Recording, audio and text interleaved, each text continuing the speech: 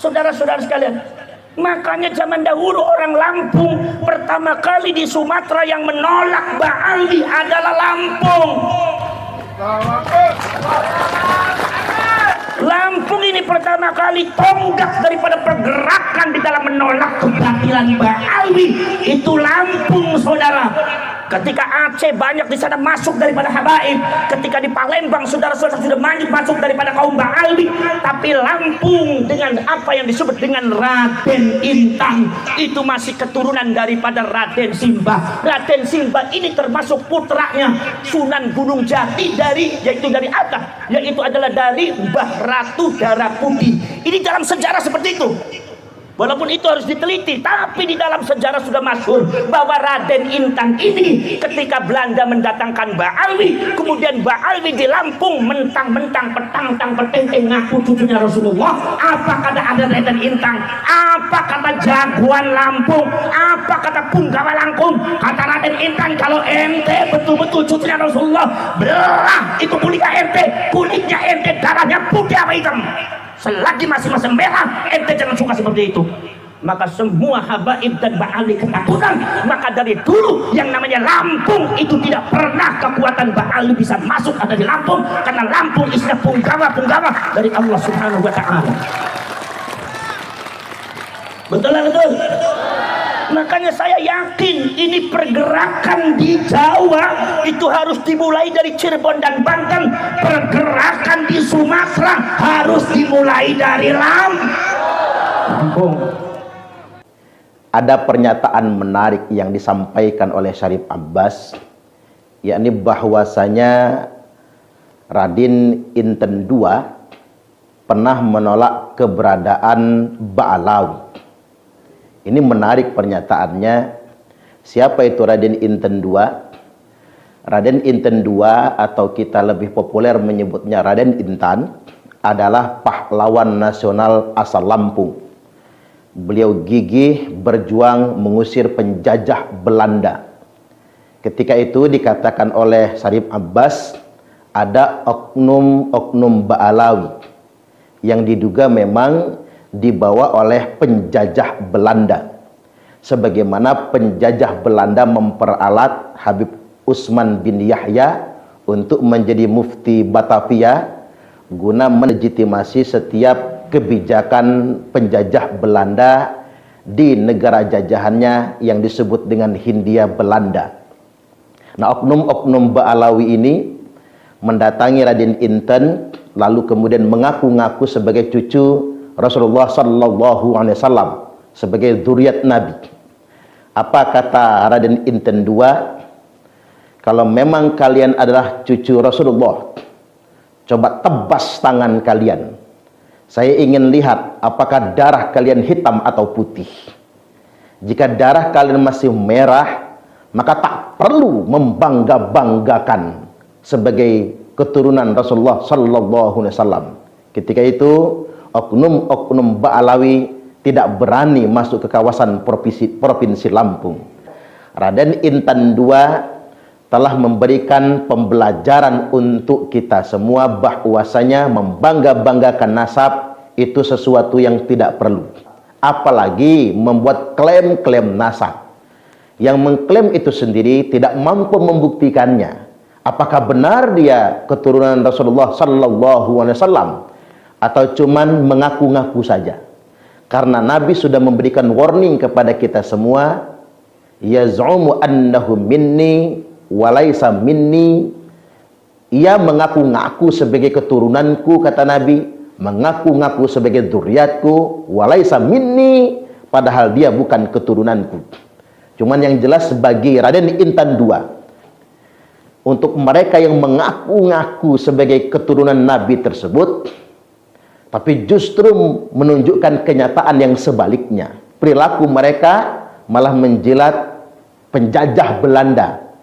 Dan atas nama agama kemudian ingin menjadikan penduduk pribumi ini takluk kepada Belanda. Itu saja sudah cukup bagi Raden Intan II. Mereka bukan keturunan Nabi, tapi mereka semua pengkhianat yang mengatasnamakan bahwasanya mereka adalah keturunan Rasulullah Sallallahu Alaihi Wasallam. Kita semua mesti tahu bangsa Indonesia, termasuk khususnya masyarakat Provinsi Lampung, bahwasanya Raden Intan II adalah pahlawan nasional asal Lampung, yang beliau bukan orang sembarangan. Selain sebagai seorang pejuang yang mengusir penjajah Belanda, beliau merupakan masih keturunan Sunan Gunung Jati. Dan ini jelas bahwasanya beliau merupakan keturunan Wali Songo. Tapi beliau tidak pernah mengklaimnya untuk sebuah kesombongan. Kemudian yang berikutnya, bagi masyarakat Lampung kita juga mesti menyadari ada dua pahlawan nasional asal Lampung. Yang pertama Raden Intan II, yang kedua Kiai Haji Ahmad Hanafiyah. Kedua-duanya konsisten berjuang mengusir penjajah, bukan justru sebaliknya menjilat para penjajah. Jadi ada benarnya apa yang dikatakan oleh Syarif Abbas, bahwasanya dengan berani Raden Intan II mengatakan kepada oknum-oknum Ba'alawi, kalau benar kalian merupakan keturunan Nabi, tebas tangan kalian. Aku ingin lihat darah kalian putih atau hitam. Kalau darah kalian masih merah, tak perlu membangga-banggakan itu semua. Al-kibru batarul haqqi wa ghamtun nas. Kesombongan itu adalah menolak kebenaran dan merendahkan sesama umat manusia. Maksudnya ada orang yang atas nama nasab, merasa nasabnya lebih istimewa, menolak kebenaran yang disampaikan oleh orang lain, termasuk juga merendahkan sesama umat manusia. Oleh karena itu, akhlak-akhlak oknum Ba'alawi sama sekali bertentangan dengan akhlak Rasulullah Sallallahu Alaihi Wasallam. Satu bukti yang harus kita pegang hari ini. Mari kita simak penjelasan Syarif Abbas Buntet. Karena sampean itu memiliki satu asumsi kalau Habib itu cucunya Rasulullah, itu yang salah. Bahwa sudah dibuktikan secara ilmiah dan secara genetika oleh pakar-pakar genetik ilmiah zaman sekarang, bahwa Habib itu sudah bukan cucunya Rasulullah dan tidak bisa dinisbatkan kepada Kanjeng Nabi. Rasulullah dengan Ba'alwi itu gennya itu beda. Itu semua genetikanya bukan genetika Arab, tapi genetika Yahudi Kaukasus. Maka dari itu saudara-saudara sekalian, gennya ke arah situ. Makanya kalau seumpama Mbah Najwa Shihab ketika itu dites DNA, ternyata unsur Arabnya sangat sedikit, cuma 3,4%. Anda jangan aneh. Apa sebab? Karena Ba'alwi ini Arabnya hanya dari pihak ibu. Dari bapaknya itu adalah bukan Arab, tetapi secara genetika mereka adalah lebih condong ke Eropa. Ini Anda senang apa tidak senang? Anda sebagai muhibbin atau bukan muhibbin? Kalau Anda bertabrakan dengan ilmu, Anda pasti rungkat. Anda pasti akan kecewa karena Anda akan berhadapan dengan quwwatul ilmi. Kekuatan ilmu, kata Imam Ghazali, tidak bisa dikalahkan. Apa sebab? Sebab yang namanya ilmu itu adalah salah satu sifat daripada Allah Subhanahu wa taala. Melawan kekuatan ilmu sama dengan melawan Allah Subhanahu wa taala. Enggak bakal menang kalian. Ini kekuatan ilmu. Maka dari itu genetikanya seperti itu, saudara-saudara. Lalu Ba'alwi ini karena Anda mengatakan yang namanya Ba'alwi ini cucunya Rasulullah, itu yang repot. Kalau Anda tidak percaya, kalau Anda masih mengelaknya, Anda akan berhadapan dengan fakta sejarah. Dan sebuah kebodohan kalau Anda itu menolak fakta sejarah. Fakta sejarahnya seperti itu. Anda mau menghapus, tidak bisa. Karena itu adalah data dan fakta sejarah, sesuatu yang sifatnya realistik. Saudara-saudara sekalian, ini bangsa Indonesia mulai cerdas harus zaman sekarang. Anda jangan takut kalau seumpama Habibnya Anda, gurunya Anda sebagai Habib, ketika disebut bukan cucunya Rasulullah, kemudian lantas langsung dibuang atau tidak dihargai atau dihina. Oh, enggak seperti itu. Anda salah persepsi. Saudara-saudara sekalian, tidak ada salahnya dengan ras. Ente mau ras Yahudi silakan, ente mau ras Arab silakan, ente mau ras Sunda silakan, ras Jawa silakan, ras Melayu sama aja. La fadla li Arabiyyin ala ajamin illa bittaqwa. Kata Rasulullah, tidak ada keistimewaan orang Arab di atas orang Ajam, tidak ada keistimewaan orang Arab di atas orang Yahudi, Yahudi di atas Arab, Jawa di atas Sunda, Sunda di atas Jawa, Melayu di atas Jawa, Jawa di atas Melayu. Tidak ada illa bittaqwa.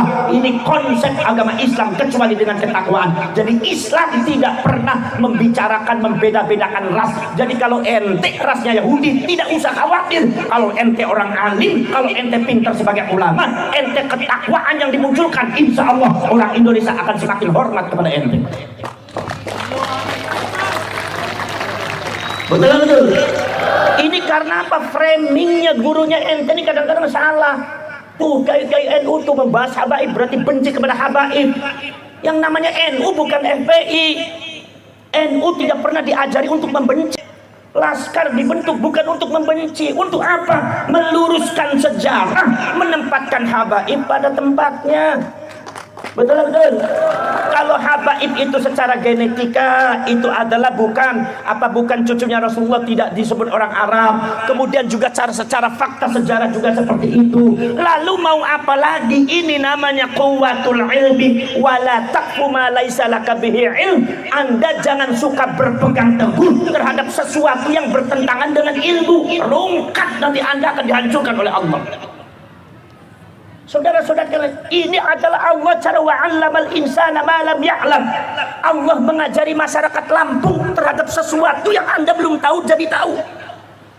Saudara-saudara sekalian, itu rahasia Allah. Ini gerakan Allah. Makanya orang-orang yang bergerak di dalam masalah yang bermasalah yang bermasalah dengan kebatilan yang dilakukan oleh oknum Ba'ali, baik terhadap rakyat Indonesia atau terhadap bangsa dan negara Indonesia, itu adalah orang-orang yang dikehendaki oleh Allah untuk bergerak, untuk meluruskan sejarah dan memberikan petunjuk pencerahan kepada rakyat Indonesia. Ini kasih sayang Allah untuk kalian semua. Betul. Ini kasih sayang untuk Allah. Saudara-saudara sekalian, makanya zaman dahulu orang Lampung pertama kali di Sumatera yang menolak Ba'ali adalah Lampung. Lampung ini pertama kali tonggak daripada pergerakan di dalam menolak kebatilan Ba'ali itu Lampung, saudara. Ketika Aceh banyak di sana masuk daripada habaib, ketika di Palembang saudara-saudara sudah banyak masuk daripada kaum Ba'ali, tapi Lampung dengan apa yang disebut dengan Raden Intan itu masih keturunan daripada Raden Simbah. Raden Simbah ini termasuk putranya Sunan Gunung Jati yaitu dari Atta, yaitu adalah dari Mbah Ratu Darah Putih. Ini dalam sejarah seperti itu. Walaupun itu harus diteliti, tapi di dalam sejarah sudah masyhur bahwa Raden Intan ini ketika Belanda mendatangkan Ba'ali, kemudian Ba'ali di Lampung mentang-mentang petenteng ngaku cucunya Rasulullah. Apa kata ada Raden Intan? Apa kata jagoan Lampung? Apa kata punggawa Lampung? Kata Raden Intan, kalau ente betul-betul cucunya Rasulullah, belah itu kulitnya ente darahnya putih apa hitam. Selagi masih merah, ente jangan suka seperti itu. Maka semua habaib dan Ba'ali ketakutan. Maka dari dulu yang namanya Lampung itu tidak pernah kekuatan Ba'ali bisa masuk ada di Lampung, karena Lampung isinya punggawa dari Allah Subhanahu wa Ta'ala. Betul. Makanya saya yakin ini pergerakan di Jawa itu harus dimulai dari Cirebon dan Banten.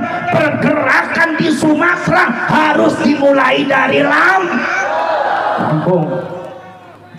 Saudara-saudara sekalian, ketika bendera HTI dibakar oleh Banser, apa framingnya orang HTI? Apa kata para habaib? Apa kata kaum Ba'ali? Mengatakan Nahdlatul Ulama membakar kalimatul tauhid, Nahdlatul Ulama anti kalimatul tauhid. Banser sudah mengantung PKI, NU sudah mengantung PKI, Ansor sudah mengantung PKI. Ini sangat berbahaya. Ini bukan urusan kemuhammadian, tapi ini urusan ke NU-an, saudara. Jangan menutup mata Anda. Itu yang di framing Banser anti kalimatul tauhid, sampai Banser yang ada di Jabodetabek ketakutan, di framing, disalahpahami oleh masyarakat. Kalau ada Banser itu seperti melihat PKI, seolah-olah ikut sama NU berarti memusuhi Islam, seolah-olah ikut sama Banser berarti anti Islam. Ini framingnya kaum Wahabi dan kaum Ba'ali. Anda kan saksi hidup, kenapa Anda tidak bisa iktibar?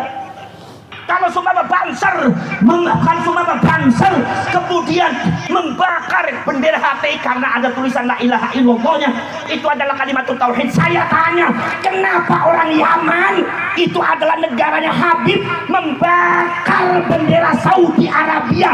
Di Saudi Arabia benderanya ada tulisan la ilaha illallahnya. Kenapa mereka tidak sebut anti kalimat tauhid? Jawab.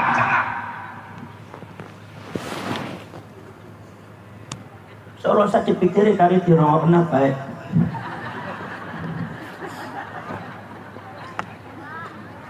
Ngomong sejarah ini ngadepan model kayaknya ngasal-ngasal dicangkem dong.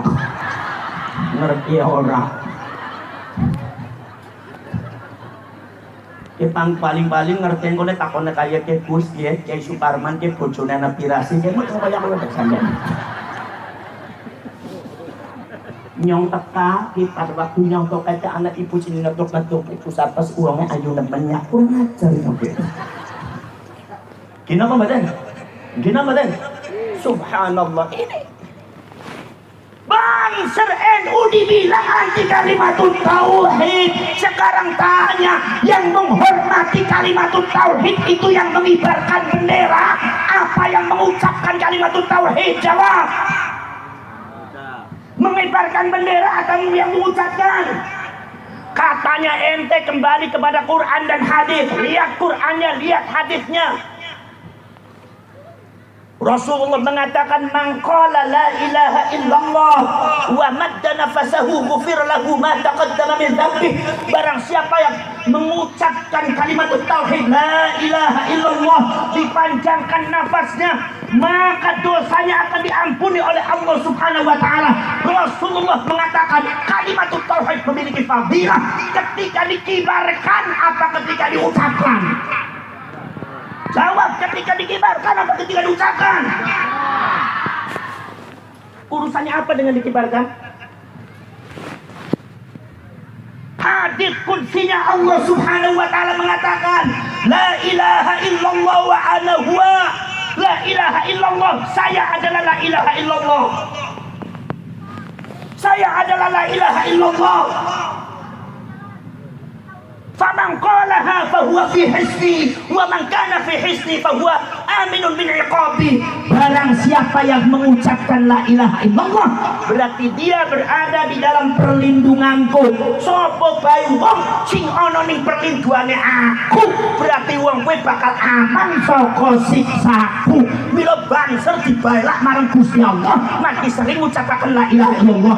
Baik dawuh Gusti Allah apa maning dawuh Kanjeng Nabi, yang namanya menghormati la ilaha illallah bukan mengibarkan bendera tetapi mengucapkan la ilaha illallah. Nyong arep takon sing sering mengucapkan kalimat tauhid la ilaha illallah sing jenenge tahlil iki wong NU apa wong Wahabi?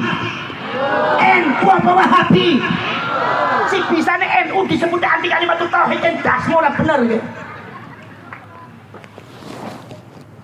Apa kowe melotot-melotot ning nyong? Ngupai mangan orang lotot betok yang jadi aku.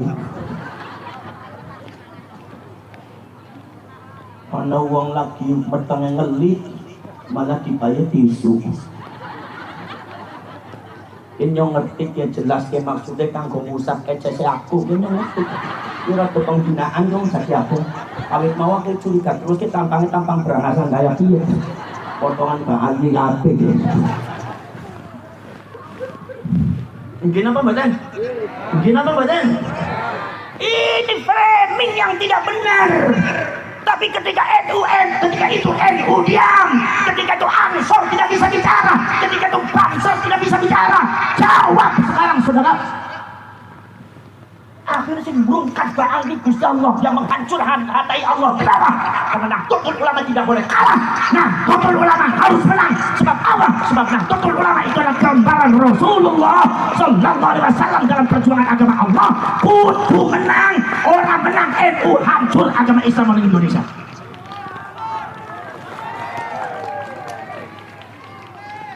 Arab keblok kecing menung jadi aku. Keblok ragu-ragu ke kecil nemen. Nemut potongannya murid-murid dari kecil apa menang biasanya kiainya kecil mana dia? Muridnya kecing karena margi kiai ini. Lah aku arep takon, kayaknya sampean duwe bojone pira sih, Bu? Siji ya pantesan bae kecing nemen. Lawan Pak Alu bakal menang, lawan bojone ora menang-menang sampe. Ya ora ku saja diajari bojone nyong aja dipelajari. Oh duwe bojo loro, iso kaya kowe Pak, Bu. Gitu. Sing jenenge kiai ku kudu akeh anake. Nek anake akeh dadi kiai kabeh, mengko agama ning Lampung makmur. Wong pinter agama kabeh Allahumma. Mulane bojone sampean anggo semua pengen duwe bojo loro sing dadi kiai aja oli kudu diolina Allahumma. Sing mau Allahumma amin akhir Allahumma ojo iki wis sampean. Wis sampean amin dhewe ora apa-apa matur bojone sampean ora wani kok. Iki bagian kumise kandel-kandel ki mang sampean ora wani ya. Syukur belah kumise sampean syukur. Matur di bojo ke ora wani. Kenapa mboten? Para syarek para Allah kusne bojone loro mengko tukaran gegeran. Lho sampean guru belajar bareng kiai belajar bareng Cirebon. Nek kiai tong Cirebon ora duwe bojo siji tampai siji maning loro. Nek loro-lorone protes sewot-sewot ora mari malah ditambahi telu. Lah mongko telu-telune akur iki jare telu-telune bojone keke musyawarah wis aja nyewot maning aja protes kukatan malah ditambahi papat. Akhirnya telu-telune kuwe alhamdulillah akur kabeh sebab kok ditambahi papat. Ya ajarane keke karo dituru kare mau sampean. Tapi sekali kecing ya tetap kecing. Jadi para ini masalah NU. Ketika Nahdlatul Ulama itu banser membakar bendera HTI, wah di framing yang namanya NU anti-Islam, sampai kaum Ba'ali itu petakilan sombongnya menghina ulama-ulama kiai sepenake dewek, menghina kiai-kiai NU sepenake dewek. Ini puncak daripada kemarahan Allah terhadap kaum Ba'ali sing disebut para sampean Habib. Puncaknya ngono kowe, ngafir kiai NU. One sapa dina apa mboten dadi tamu ku sing sopan kok para serek para sedulur mawon akhirnya para serek rasul bayangkan iki para serek rasul penghinaan terhadap ulama dan kiai NU yang dilakukan oleh oknum-oknum Ba'ali sudah melewati batas, sudah merubah akhlak dan moral rakyat Indonesia. Mbah Yai Said sebagai ketua PBNU, para oknum Habib mending Habib pinter dalil salah kabeh maca kitab ora bisa. Bari santrine aku ben pinter santri aku. Mung udung-udunge gebene seban rakor, kasbe kelapa-kelapa, jumbahe kaya bek ngarep mabur. Jenggot teng lawit teko ning wudel. Wong Lampunge nyampur kabeh. Ora uli kuwi iblis berjubah ngelek-elek kiai NU.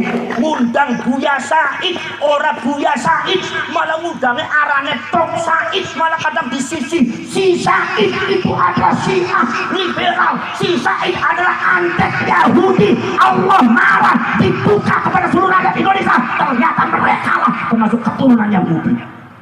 Itu kehebatan NU. Oh, cuan yang laman NU lampu. Tidak boleh. Soalnya usah dipikiri kali kira orang kenapa. Ngerti orang ngerti mantuk-mantuk. Mongkong terus kesel ya terhadap dewe. Matur tekali jadi aku udah dipaimbangan ora apa.